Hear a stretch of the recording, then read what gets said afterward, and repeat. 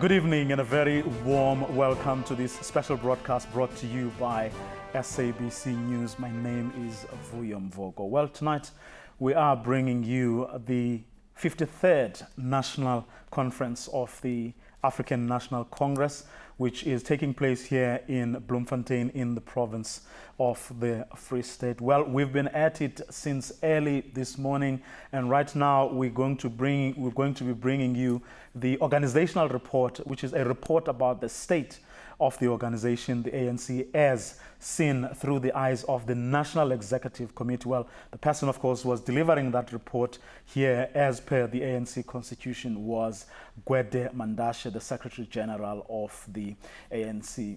Well, among the things he said, of course, was just how he sees the ANC. He believes that the ANC is emerging or comes here being stronger, being more united and having more capacity. But let's hear him saying it himself. Here's what he had to say as he started his report.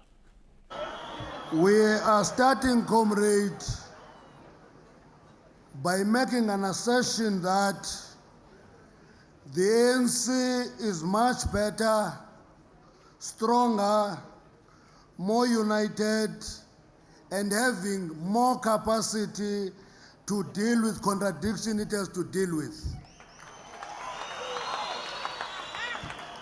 We're making that assertion because it is important for us to trace what was the state of the ANC when we came out of Polokwane. Because if you don't trace that state of the ANC when we came out of Polokwane, you will be tempted to be affected by the effects of recency, that the Free State took us to court, this, that. The fact that people want to take us to court is because they want to take over a good organization.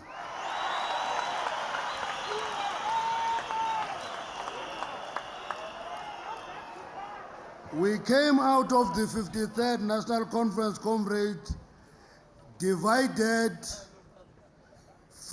out of the 52nd National Conference, we came out of that conference divided, fragmented, and polarized.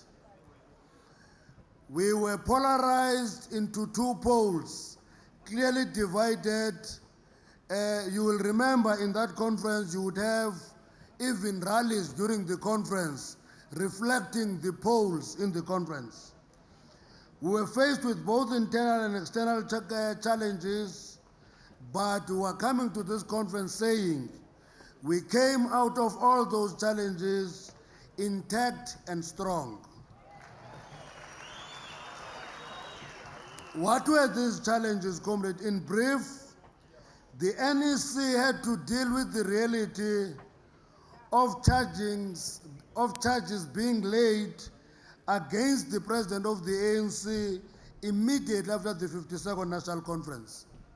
You will remember that there was even a threat that those charges were going to be delivered in the conference itself.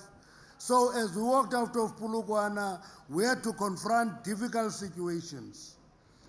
We had to deal with the new experience of having the President of the Republic being not the President of the ANC. That is not much of the problem. The problem is that this president, having been contested out of office in the organization. That was new experience, the 1997 experience of a smooth handover from Mandela to Mbeki couldn't inform how to deal with the new situation where there was a contest and the sitting president voted out of position and had to finish the term in government. We had to learn out of that situation.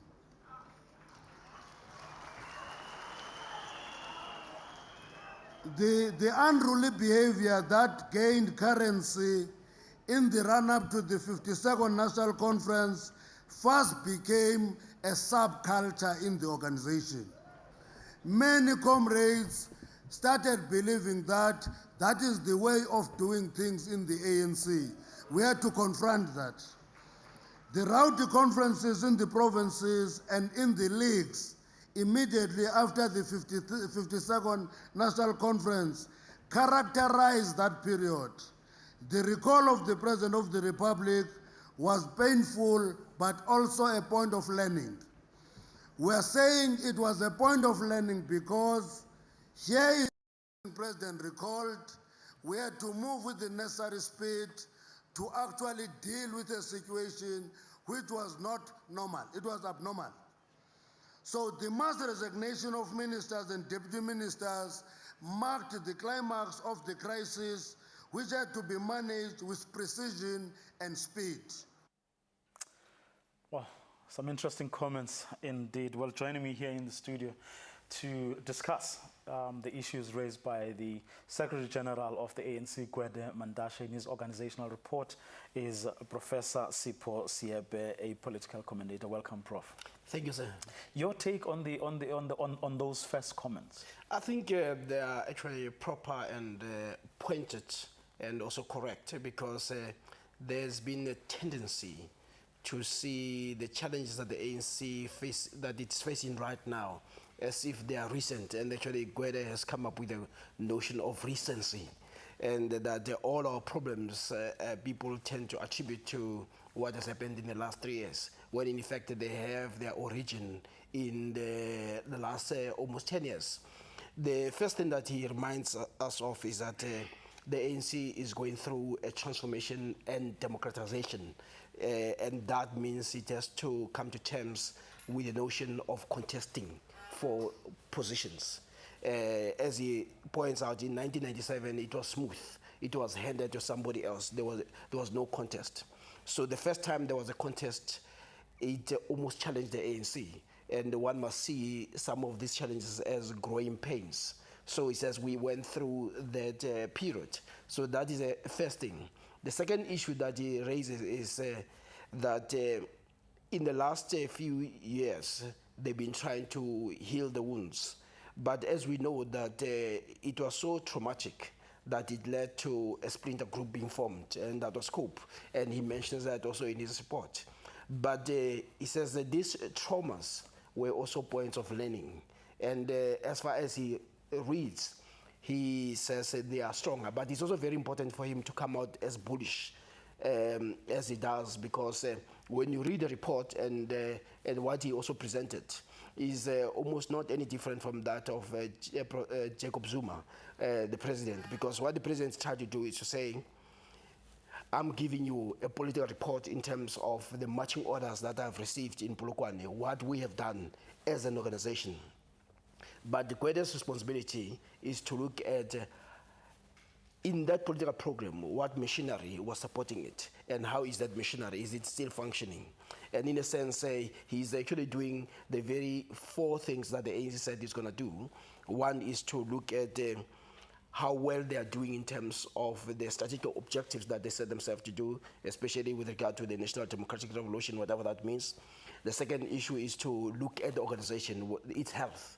And he says, I want to, even before I give you a report, I want to put it to you that the message I'm going to give may be despondent, but we are better off right now than we were.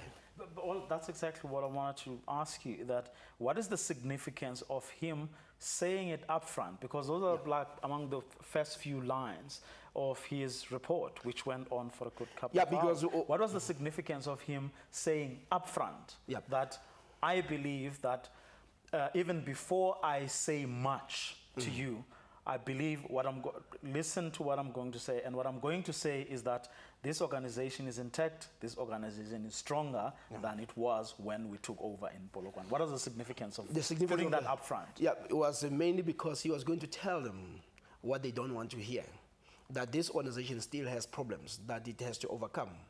But he says, if he had started with that, people would have been discouraged. But he wants to say that we are healthier, and therefore we can face these contradictions, we can deal with these weaknesses. And the weaknesses were already also articulated up front by the president, which was also very deliberate. But when you look at this, you also understand, even in 2007, that's what also President Begi did. And he kept on saying, but the Secretary General will elaborate. And if you remember Khalima's report, It was almost a report of an organization that is in shambles. What people did not raise at that time was that Kgalema was the person who was supposed to have managed the organization. So he is making himself very different to say, I'm telling you that in the last 5 years, I'm giving you back an organization that is much stronger than it was. So it's a very strong statement, especially when you say the person who I took it from gave it to me in shambles without mentioning the name. It's a very clever way, although if you look at the report, he also somehow makes comments about the nature of leadership in the same way that Jacob Zuma talked about the cadres. But one must go back to what are the issues that he had raised and that the president has raised. He says the organization has a problem with discipline. And both of them have actually, and which is also very smart, because what we know is that people meet in this environment understanding that there is a discouragement among some, especially those who are calling for change, about the disciplinary process that had taken place earlier. So both of them decided they will put this up front. Okay, before we get into those details or the rest of the speech, I just want to ask you how much of saying what is said up front, that it is a stronger and intact organization, how much of that was perhaps a direct response to the critics of the organization, including us in the media, who have been saying that the ANC has never been as bad as it is right now? How much of that was, in fact, given that he knew that he would be he's both the political report of the president and his reports are in fact open. How much of that was in fact a direct response, or a rebuttal, if you like, of what has been written or said, especially over the past year? No, I think you're correct that it's a psychological boost that we're starting a conference. Let's start it on a good footing where we feel stronger.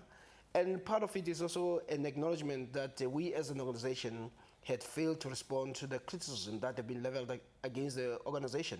And hence, if the organization had risen to the challenge all these years of rebutting all this, what they consider to be unfair criticism, there would have been no need for him to assure the delegates. But he felt that the people who are meeting here are somehow wounded, and it is necessary for one to deal with those wounds to make them feel better, even as he is about to give a report. And of course, he can also say that they are better off. I mean, the numbers do indicate that there's been a major increase, and of course, he has also raised the issue of quality.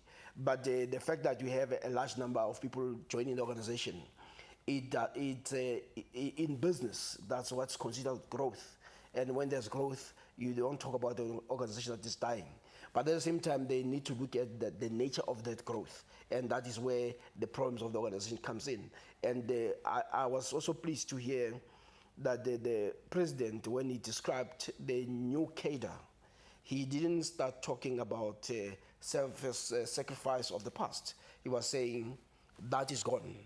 We need to start rethinking about the cadre who will serve, the cadre who will be located in the branches, and that there is also, to the people. Yeah, exactly, service to the people. That will be the defining element, and there will be political activism, not only activism only when there's elections. So, in a sense, we can see an organization that is still trying to find a new language, a language that will fit in a democratic dispensation. But the whole idea of appealing to Mandela, appealing to Sisulu, appealing to Lutuli, they can see that it's not going to work. You've got to earn your stripes. Exactly. Let's stay a little bit with the clip we saw earlier, where Gwede Mandashe goes further to talk about unruly behavior. He says has now become a bit of a subculture. Yeah. I guess a question many people would ask is, but this behavior we saw, if it didn't start, then we saw a lot of it in Polokwane. Sure. So to what extent should this leadership, instead of merely articulating an observation, to what extent should they, in fact, or should he have taken responsibility? In other words, said, we were in part the cause of the behavior that we saw, which is in fact undesirable. No, I think there's no doubt about that. Hence, you also had the splinter, because there was an alien culture that was beginning to infect the organization. And it was already started at that time. One must also understand that when you have situations of crisis and trauma, you are rarely skilled to manage them intelligently. And in a sense, they participated because at that time the obsession was to remove the former president, which they succeeded to do. But at that time, anything that worked. But also you need to understand that when you are fighting against somebody you consider to be very powerful, to have a state power, to have a state machinery, to be popular also with the media compared to the person who was fighting, they would use whatever means was necessary. So that means that was necessary was beginning to impact on the organization. But what the turning point was when the NGC remarked that we are asking this leadership that it must begin to take decisive action. And when you look at the president's support and you look at the Secretary General support, they refer to the NGC as a turning point that says we will no longer tolerate this subculture, we will no longer tolerate this ill discipline. And you could see even after that, they started taking action because somewhere they had to say we acknowledge that we are part of the problem, but we go so far and no further. There are, of course, those who say, well, it was selective in that a lot of people probably fall within that category, but only like a few individuals have in fact been dealt with. Well, when you have a culture, what you don't do, you don't take a whole mass of people for discipline. You take a few and you discipline them and you make sure that the pain is felt by everybody, and then everybody will start following into line. You rarely attack the entire because you don't have the resources. So you take those who are exponent of that behavior and those who are almost, who share the limelight because their fall becomes almost monumental and people recognize it. So hence the issue of selective. It's also when you arrest, you can say the police are selective, but what they do, the mere fact that they have not arrested others, but they've arrested somebody else, it also serves as a deterrent that we will not brook. But there are many people who do wrong, but only a few gets punished. Well, if you just joined us, you're watching a live broadcast. We're in discussion with Professor Siepe about the organizational report that Gwede Mantashe, the Secretary General of the ANC, delivered a few hours ago.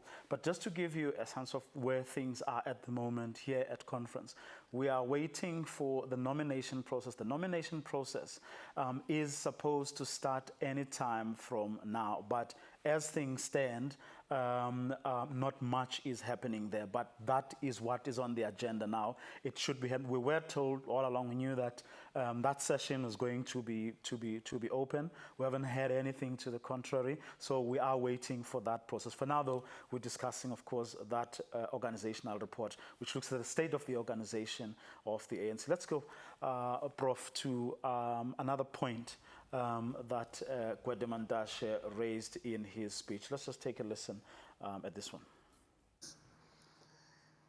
Other difficulty, comrade, which makes work of the ANC much difficult, were the public spats between ANC members on the one end and between ANC members and alliance members, which is affecting the organization negatively. We're making this point, comrade, because when we go to the section on alliance, we are going to raise the impact of public posture taken by individual alliance partners and the impact of that public posture on the effectiveness in executing the work of the movement. Because I want to say now, and I will repeat when I come to that section, that if the ANC is attacked by an alliance partner, the impact of that attack is heavier on the movement than all the opposition parties put together. So that issue is quite important. ANC has been seriously compromised by ongoing leaking of internal and confidential documents and information. In many instances, it is not just leaking documents. You can have a sense as you read a Sunday paper that this journalist was not only given a document of the ANC, somebody sat with this journalist and took the journalist through. That compromises the movement heavily. Factionalism seems to have become institutionalized, and comrades have become more bolder in their factional activities. You will find factions even going to the extent of giving themselves names in the provinces. Let me use the Free State because it has already gone to court, where they will call themselves Regime Change and Ramkral. And it's known by everybody that there is regime change and Ramkral, and it looks normal. It is abnormal, it is not normal. We can't institutionalize factions in our movement. And therefore, factionalism has also led to virtual collapse of discipline in some of ANC structures. It is causing the collapse of discipline in the sense that when action has to be taken, tough decisions have to be taken, first of all, we'll have to look into which side that the affected member fall. And therefore, if it is my associate, I go steady. And I think, comrade, if we're not paying attention to this at all levels of the movement, we are going to bleed the movement to death ourselves. Now, the tendency of the ANC Youth League behaving in a manner that is similar to that of forces opposed to the ANC has costed the movement heavily over time. Because the ANC Youth League is a body of opinion within the ANC. Therefore, its work must complement and supplement the efforts of the movement. It can be correct for the Youth League to preempt the ANC every move, even announcing sensitive pronouncement that the movement has to make, because in the public eye, it makes the ANC as either succumbing or tailing behind the ANC Youth League. We think that was one of the issues that actually impacted negatively on the ANC. No prizes for guessing who he was talking about there when he was talking about alliance partners and public posturing. No, definitely. It's a long-standing feud between the ANC and its alliance partners. And the president also mentioned that, but he went further than dealing with the issue of posture. He went to redefine the nature of that alliance. And of course, quoted the OR, that this alliance is an alliance that is born out of struggle. But then he said there is a role that the SACP plays. And as far as he's concerned, he says the SACP is supposed to be almost the apex of the group of members of the agency who provides an ideological input. And he says that when it comes to COSATU's focus is on the interests of workers, that there is a particular class formation. That was the ANC president. That is the president. Yeah, but I'm coming down. Okay. I'm coming down to so that you can understand the alliance. And then he says the ANC is a multi-class and multiracial and non-racial and all that. But what Gwede was saying is that this alliance works better when it works within structures of the ANC or of the alliance. But there's been a tendency where members of the alliance, especially in COSATU and the Youth League, have been taking public postures that seem to either intimidate the ANC into certain positions or act as opposition or in tandem with opposition parties. And he says when that happens, it weakens the ANC. And he's actually correct that if you fight with your brother, it is very difficult for you to take on your brother than to take on your enemy. You find yourself paralyzed by inaction, because how do you begin to respond to that? So the ANC has always said it has always been disciplined in terms of its engagement with the alliance, but members of the alliance have not played their part. When it comes to the Youth League, his concern was that the Youth League would make pronouncements, as he says, those that will preempt. And it almost made the ANC as if it's a lapdog. And when you have the type of leadership that seems to be tolerant, one could, and people have also suggested, that the Youth League leads and the ANC simply follows. So they felt that this can no longer be allowed. And it is proper for him to publicly say it in that gathering, because this is the gathering that is also complaining that what type of leadership is this that does not take strong positions against this behavior. Now, but if then we take, let's say, the public posturing or the, like COSATU in this instance, you know, making pronouncements on what are essentially ANC issues, what then does one say to someone who says, but this did not start now, that perhaps the previous ANC could make the same argument, say, in the run-up to Polokwane, you had these organizations, both the SACP and COSATU, making pronouncements, the kind of pronouncements that are not acceptable today. No, I think those charges, if one were to put them, they would probably have to accept that we're guilty as charged, because they did participate in this behavior.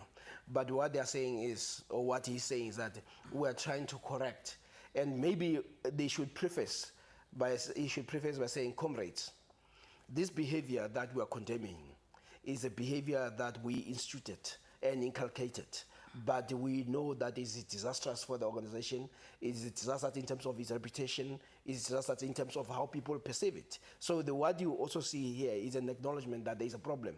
I think where there's been a failure, it is a sufficient acknowledgement that we had been as guilty as we charge these people, because what one can say in their defense, or he can say in his defense, is that we did come to a point that this will no longer be tolerated. I mean, it's almost like if you have people who are stealing, and they've always been stealing, you don't say, we're not going to stop them because in the past we've allowed them to continue to steal. Somewhere you must say, this is not good for society. Drawing the line. Exactly. Now, he then, one would say, sort of, almost sort of then reduces the role of the Youth League to that it's complementary and a supplementary role. Whereas if you listen to what the youngsters in the league, how they see themselves, they actually see themselves as a fully fledged. Now these are not young boys. These are not people who are here to just help Papa, you know, do what he has to do. But in our own right, we have a duty and an obligation to actually shape both the discourse, but also the nature of this. Well, I think you're correct, because the Youth League also goes back to 1949. It looks at how the Youth League of the Mandelas and the Susulus changed the nature of the ANC. In fact, that is what is more often quoted now. Yeah, and they radicalized, and the Youth League uses that. And at the same time, the mother body wants to argue that your job is to assist us, is not to undermine us. I think there is a difference between the Youth League of the Mandelas. They radicalized the ANC. They did not undermine it. They still respect that. If you listen to Mandela when he talks about Luthuli, you get a sense of great respect. But what you find now is the undermining of the current leadership. But I think it's one of those things that Mantashe calls the contradictions, because at the same time, we also know that sometimes you need a different thinking. You need a different generation to understand the agency of the moment. And the Youth League of today is beginning to make that argument that we are a different generation, we are faced with different conditions, and you older guys are not really qualified in terms of the skills to be able to deal with the current challenges. So those are the contradictions that they must face. But it's about management, not to undermine the organization. Okay, let's hear what Gwede Mantashe had to say about the ANC Youth League. Let me deal a little bit with the case of that led to the charges of members of the ANC who were leaders of the Youth League, because that is another problem that we had to deal with. That started with the Youth League attacking the SGO with impunity. And when there was nothing serious happening, they graduated that attack to every leader of the ANC who dared talk when they were committing a mistake. Almost all the members who dared say, this is not right, it's not accepted, and they had to get an aloe out of that. But they ultimately graduated that into open attack on the president of the ANC. Now, that issue led to the charging of a member of the ANC called Julius Malema in 2010. And that case, comrade, was settled through a plea bargain. That case. It's important for conference to understand that, because if conference doesn't understand, many stories can be said. It was settled through a plea bargain because the assumption was that it would lead to more wisdom and people beginning to take a more cautious decision and action in dealing with the mother body. But that continued, comrade. There was a little bit of abating of the attack, but that continued. And what actually became a serious trend, which is always dangerous when electing, people almost pretend to be owning a candidate, is that there was this undertone that, listen, we delivered you into leadership, therefore you should follow what our thinking is. It can't be. It can't work in an organization, comrade. Leadership is elected. It's not a property of any delegates who vote for that leader. That leader is the leader of the African National Congress. That leader will be leader of the African Congress. This NEC is the NEC of the African National Congress. It is not part of it being a property of a certain grouping and part of it being a property of a certain grouping. It is the leadership of the ANC. And in this conference, we are going to elect leadership. That leadership will be the leadership of the ANC for those who supported it and those who did not support it. Now, Prof, do you agree with his characterization? No, I think it's where the problems emanated? pretty correct to indicate where the problem is.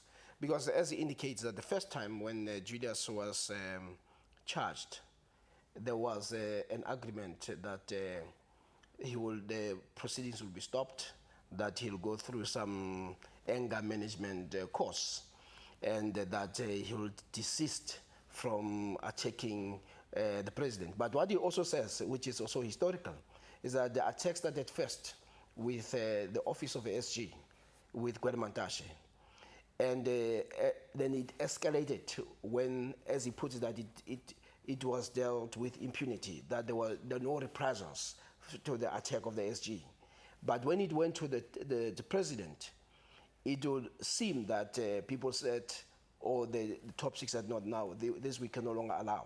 But it was also they were also responding to this suggestion that had become very strong, that we voted you, so we own you.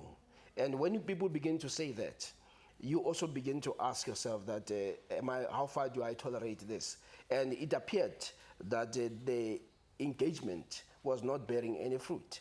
And hence the position of the NEC, of the ANC top leadership to say, no, now we say the buck stops here and we would not allow this process. And what he also says is that even as they move towards election, it is very important that one of the things that the deputy president of the ANC, Kgalema Motlanthe, was concerned about is that I do not want to be part of any bargaining because I don't want to be owned by anybody. So he was also telling the delegates that what we expect you guys to do is that when somebody is elected here, he's elected to lead this organization and he's not owned by anybody.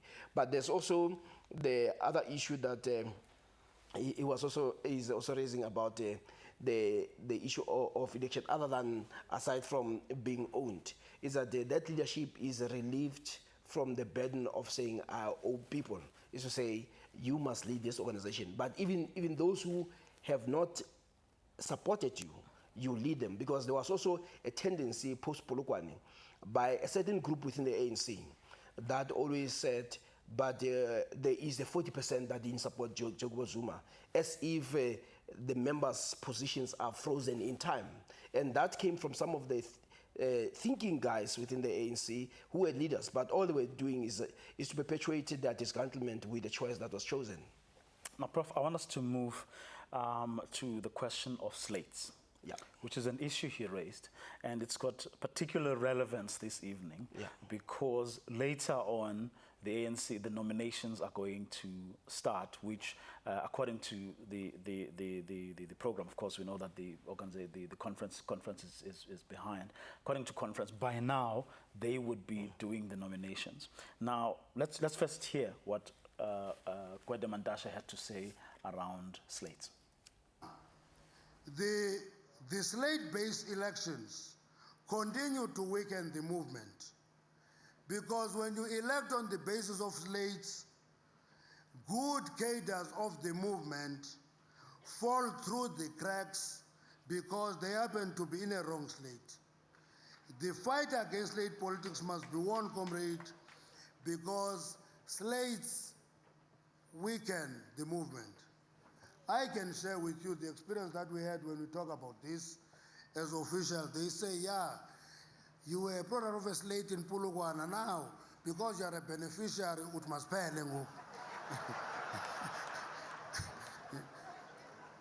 No.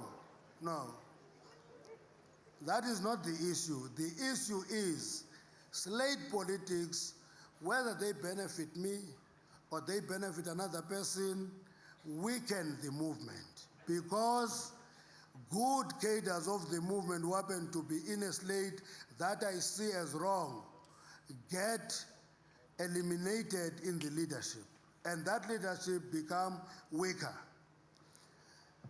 Now, I won't use the term that I normally use when I talk of leadership elected of slates, because you see now when we elect according to slates, we all ride on the wave of the leadership of that slate. When work must be done beyond conference, you find a number of fellow travelers. Because it happens at all levels of the movement, comrade.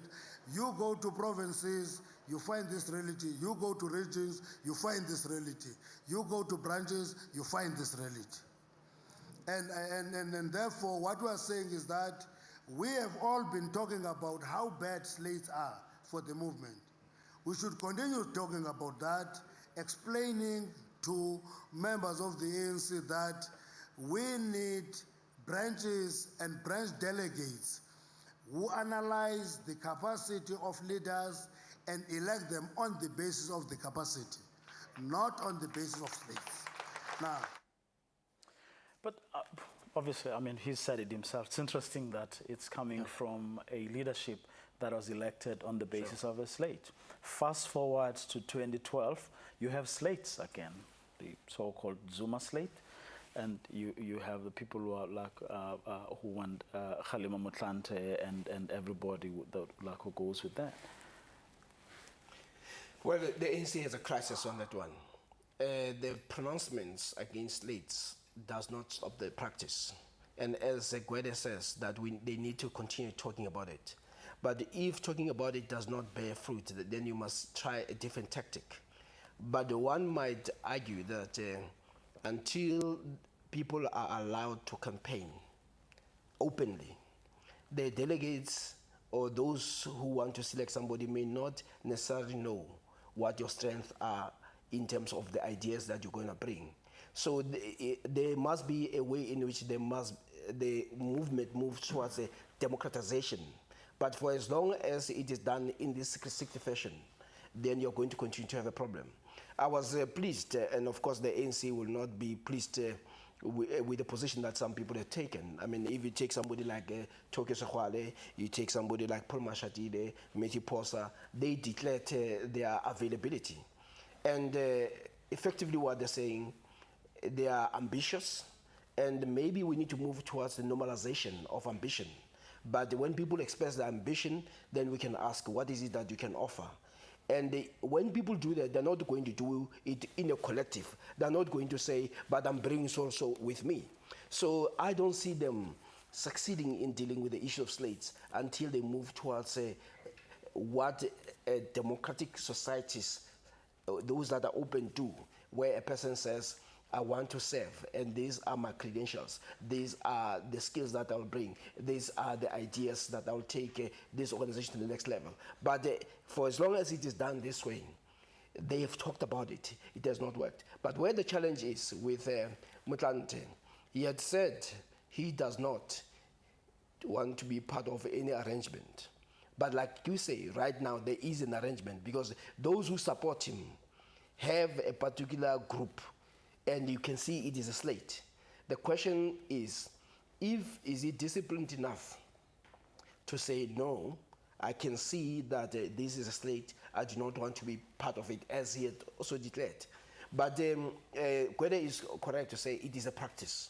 The pronouncement are not working. Maybe they need to try a different method of electing leaders. And I do think that society says the methods that you used in the past may have worked in those conditions, but the conditions are different today. And I would like to know, I would like to have somebody who wants to lead, not somebody who's going to say, I've been forced by a group into this position. And because in the ANC you don't say no. I have no choice. You know, I mean, that is something that we should actually say is anachronistic, if it's not nonsensical. Well, a question then, I mean, I would ask is, if this leadership feels so strongly about how the slates are actually depriving the ANC of good leadership, of good people who can actually make this organization be what they all want it to be, then why not make a bold statement at this conference from the leadership that feels so strongly about this and that recognizes the negative impact that the slates have on the organization?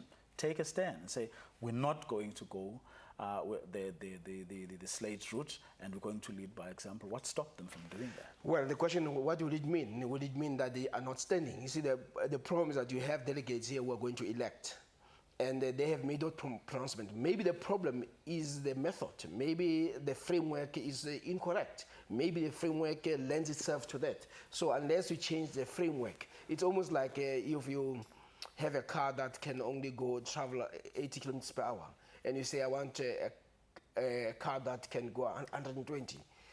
If the car that you have is constructed, engineered to go up to 180, up to 80, it can't, despite the wishes. So my sense is that there is a need for them to rethink the method, and there is a need for them to also say, these methods made sense in the past. They don't make sense today. Because this is probably one of the few organizations that talks about democracy, and they talk about democratic practice. But when we look at the behavior of electing leaders, we don't seem to see that as something open.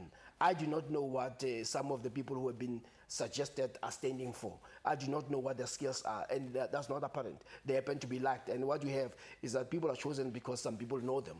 What about the other colleagues who, if you choose somebody from KwaZulu-Natal, what about the people in Gauteng? And the person in KwaZulu-Natal has not pronounced himself, has not said this. So it creates a problem. So for me, I do think it is the engine that they use that makes it impossible for them to achieve that which they are trying to denounce. Okay. Now, in his report, Gwede Mandashe makes an assessment of an issue that has resonance among South Africans, and that is the ANC's capacity to deliver, service delivery, that is. Let's hear what he had to say around that. To that, there is a serious offensive against the ANC. Theme, nothing has changed since 1994. We're better under apartheid. If you have not delivered books in Limpopo, it's a crisis worse than apartheid. Until you explain that, you see, under apartheid, in a classroom, there was one person with a book, and that person was called a teacher. We are now dealing with a different crisis of ensuring that every learner have access to a book. It's a different crisis. It's not the same. So it can be that, therefore, this ANC government is less than apartheid government because there is a crisis of non-deliver of books in Limpopo. It can be. It's a different crisis. Yes, it's a crisis, but we must deal with it as a crisis confronting the democratic government. It's not like the apartheid government. Added to this theme would be this current ANC. There's a term that we always ask sometimes when we receive these messages, we have to ask them, which other ANC do you know? Because you are 25 and 30, and you tell us this ANC. What is this ANC? Which other ANC do you know?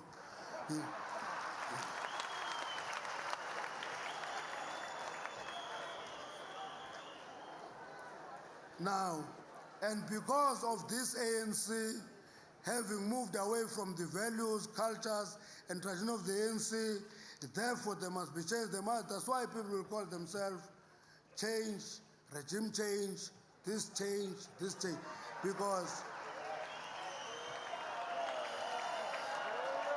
this, comrades, okay, let me explain this, comrade. Let me explain this. Let me explain it. We are the leadership of the ANC here. If there must be change, there are people who have the authority to do so. They change their title. They change their title from being members, and they get a new title. They are called delegates. Now,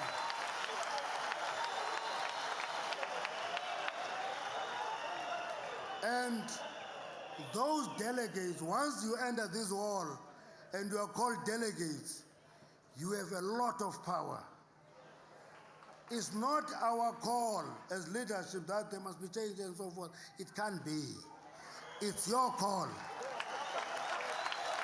It's your call. Now,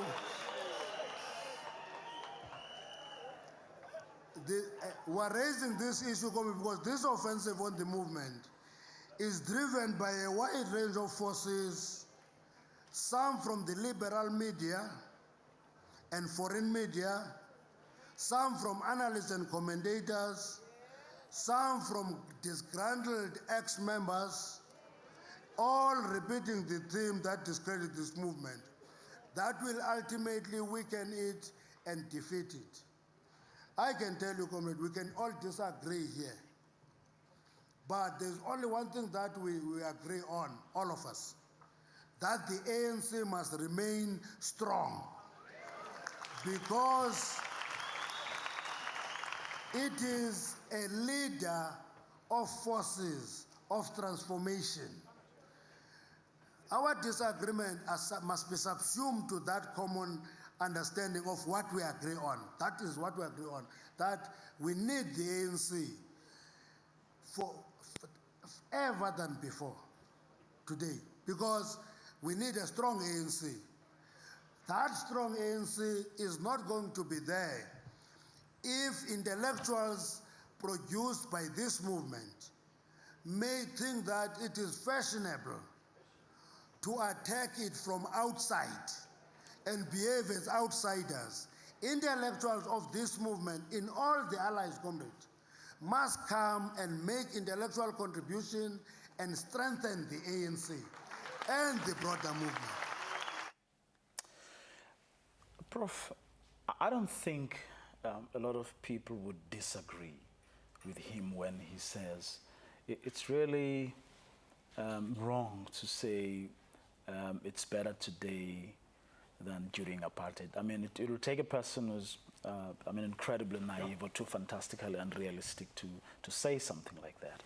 However, to then say that, or to make or to illustrate that point, to then use the example of Limpopo textbooks, doesn't that take away from that reality, the reality that things are better than they were during apartheid. Ask the person who didn't have water, who didn't have a house, and so on and so on. Well, we didn't even have their dignity, just to be able to walk on a main road in the CBD and feel proud, right? So there is, an improvement, material and otherwise, in the lives of many South Africans. But to say that, and on the same vein, then talk about the Limpopo textbooks, which was a complete bungle. Is it really? No, I think it's a miscalculation, or it's probably lack of intellectual control there, because you can't jump to the other. They are two unrelated. What you have here is a bungling. It's failure that could easily be been corrected. And as you saw with Section 27, when it went to court, the Limpopo government, provincial government, was able to do a number of things. So these things can be done. So one should not find a way of excusing the mismanagement and mishandling of an issue, and then start to bring the attacks on saying things are worse than they were under apartheid is something that we can deal with. And we know who always say that, and we know also how those people are always paraded in the media, who happen to be black, even though everybody knows that is actually nonsense, that you cannot forget the conditions under apartheid. You cannot, the degradation of human dignity, to begin to even say that it's something that we should not be able to entertain. So if we park that aside, there's also something that he was also saying, is the issue of change, is that there is a tendency to fail to understand that when you talk about change, you cannot select individuals who are part of a collective leadership. So if there's a failure of government, it must also refer to all those people who are there. You cannot have people who are part of decisions that you find to be almost inimical to your interest, then isolate those people from the... So he also says that in his report, that this is actually does not make sense. Although he says, no, the delegates can choose a leader, but he was also complaining about that. And the second issue that he was also complaining about is where some people within the ANC, and especially those who lost in Polokwane, those who were the brightest minds of the ANC, what we also have seen them do is to participate in attacking the ANC. But what they do is almost to say, we are they want to have it both ways. They are members of the ANC when it benefits them, but at the same time, they are also embarrassed by the ANC and join the forces. So he says, no, but your job is to help strengthen that movement. And I think it's actually correct. I mean, it's what Biko always was against, that people who sit on the sideline and watch a game being played and then they scream of the horror that's unfolding, when in effect they can be there and sort out that. So those three elements that he was referring to. And I think it's also correct. Of course, the attack on the liberal media is, the ANC has always attacked, all governments do that. There's always tension between government and media, but there's still no denying the fact that there's a groupthink in this country. It's a groupthink that also makes us to be unable to put a balance in when you talk about failures. I mean, the South African Institute of Race Relations has actually came out very strong to say all the suggestions that says this government is failing, and this independent group think tank says all those suggestions are actually a myth, because they can actually show how the government has actually performed. So we need to be able to acknowledge performance, but we should also be able to say, but we know that these people can do better if they do the following. Okay, Prof, in the few minutes left, I want us to talk a little bit about the nominations. I mean, the nomination process is, of course, was supposed to happen about now, according to the original program, but because the conference is running late, that is not happening. Well, not right now. What is happening now is The Treasurer General is going to give his report, and then there's going to be the issue of credentials. Some people are saying that they expect fireworks there. We don't really know right now, but those sessions are closed and will remain closed to those of us who are not the members of the NEC or the branch delegates or the members of the PECs that are or the leagues that are going to vote for the new leadership of the ANC. So we're not going to be able to bring you that nomination process because it hasn't happened. It is probably going to happen a couple of hours from now. We hear that the delegates are going to be burning the midnight oil because everything has to happen within the days that this conference actually has. Just your take very briefly, Prof. I mean, if you look at the nomination, 6 provinces have nominated the incumbent, Jacob Zuma, for president. KwaZulu-Natal, 849 votes to 5. Mpumalanga, 427 to 17. Eastern Cape, 392. Motlande had 211, a bit of a bigger number there. Free State, 324 to 0. Northern Cape, 169 to 25.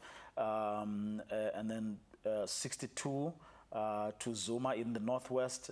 Motlande got like 14. And then there's like 3 provinces: Limpopo, 268.7. Gauteng, 238, 173. Western Cape, 99.90. Those 3 provinces voting for Motlanthe. What do you think is going to happen?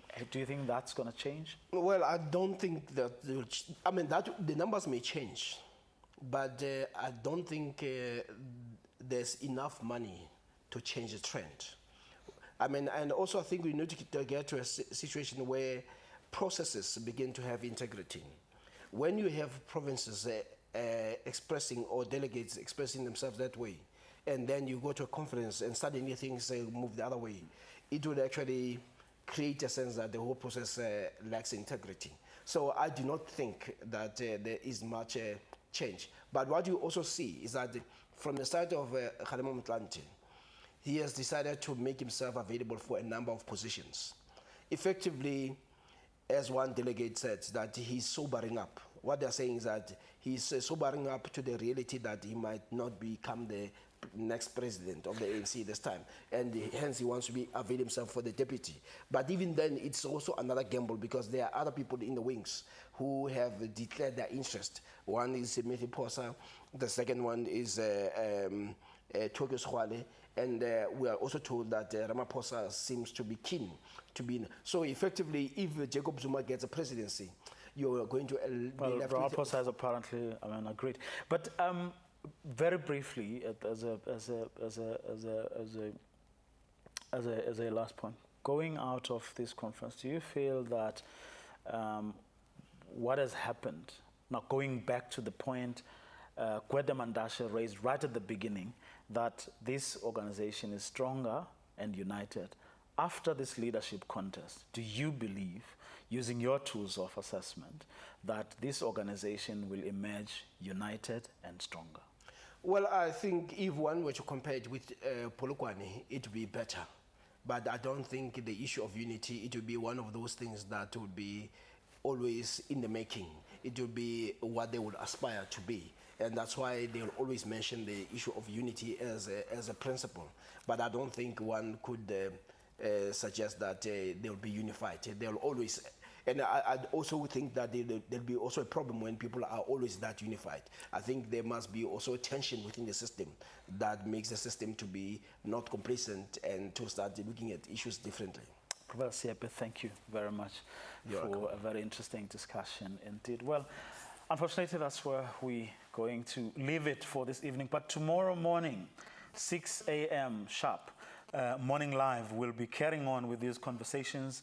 Vuyo Mbuli will be coming out of this very precinct, the University of the Orange Free State, where the ANC's 53rd National Conference is taking place. And they'll be bringing you the latest, what will have happened overnight. And around lunchtime, we also have like hour-long programs that will be bringing you the latest of the things that will have happened until then. And again, around this time, between 10 and 11 tomorrow evening, we'll be having another program giving you the highlights of what will have, the things that will have happened all day tomorrow. So until then, good night.